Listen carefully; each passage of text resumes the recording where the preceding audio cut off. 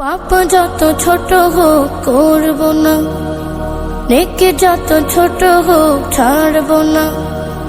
পাপ যত ছোট হোক করব না, নেকি যত ছোট হোক ছাড়ব। বিসমিল্লাহির রহমানির রহিম।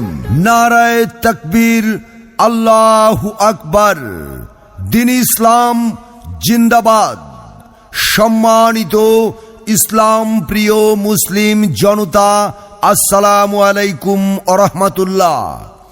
আসছে আগামী ৮ নভেম্বর ২০২৫ রোজ শনিবার, সময় বাদ আসর হতে মধ্যরাত পর্যন্ত নূরপুর চৌধুরী বাড়ি কবরবাসী স্মরণে ও যুবক বৃন্দের উদ্যোগে অষ্টম বার্ষিক ওয়াজ দুয়ার মাহফিল। অষ্টম বার্ষিক ওয়াজ দুয়ার মাহফিল। স্থান নূরপুর চৌধুরী বাড়ি ব্যাডমিন্টন মাঠ প্রাঙ্গণ। উক্ত ওয়াজ দুয়ার মাহফিলের সভাপতিত্ব করবেন হযরত মাওলানা শফিকুল ইসলাম সাহেব, মুহতামিম জামিয়া ইসলামিয়া নুরুল উলুম ফুলবাড়িয়া।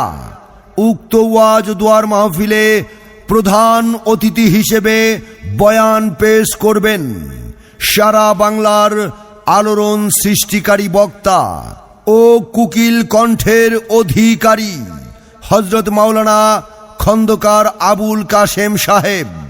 হযরত মাওলানা খন্দকার আবুল কাশেম সাহেব, মুহতামিম আখেলিয়া দক্ষিণপাড়া মাদ্রাসা নরসিংদী।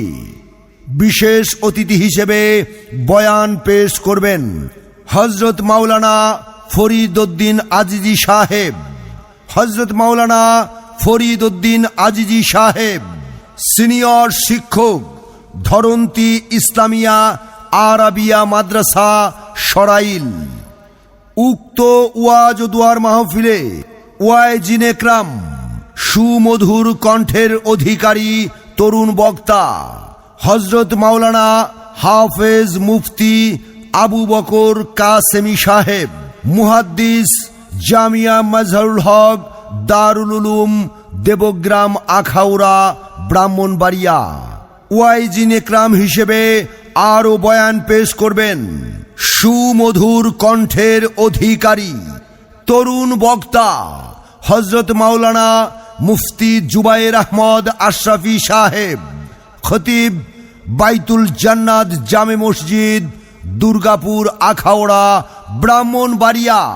উক্ত ওয়াজ দুয়ার মাহফিলে দলে দলে যোগদান করিয়া দোজাহানের অশেষ নেকি হাসিল করুন। আসছে আগামী ৮ নভেম্বর রোজ শনিবারের মাহফিলে যোগ দিন দলে দলে। নূরপুর চৌধুরী বাড়ি কবরবাসীর স্মরণে ও যুবক বৃন্দের উদ্যোগে অষ্টম বার্ষিক ওয়াজ দুয়ার মাহফিলে যোগ দিন দলে দলে। শনিবার বাদ আসর হতে মধ্যরাত পর্যন্ত অষ্টম বার্ষিক ওয়াজ দুয়ার মাহফিলে যোগ দিন দলে দলে। নূরপুর চৌধুরী বাড়ি ব্যাডমিন্টন মাঠ প্রাঙ্গণের ওয়াজ দুয়ার মাহফিলে যোগ দিন দলে দলে। উক্ত ওয়াজ ও দুয়ার মাহফিলের পক্ষ থেকে সকলের প্রতি দ্বীনি দাওয়াত রইল। নিবেদক মাহফিল এন্তেজামিয়া কমিটি। উক্ত মাহফিলে আরো বহু উলামায়ে কেরামগণ উপস্থিত থাকবেন। অতএব আপনারা দলে দলে যোগদান করে দ্বীন ও দুনিয়ার অশেষ কামিয়াবি হাসিল করুন।